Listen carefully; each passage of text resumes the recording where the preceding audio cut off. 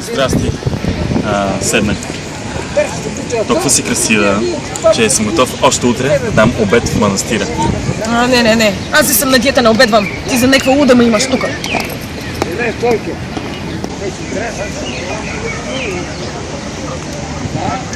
Май грешно се разбрахме. Той е брак. Аз съм на диета, не обедвам. Ти за някаква... Не. Аз съм на диета, не обедвам. Ти за някаква луда ли ме имаш? Абе, с презерватив се ходи по такива места. Да вляза в манастира.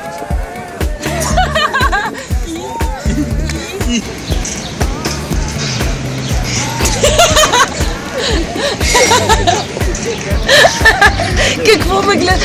Ама защо? Клипчето се излъчва със съдействието на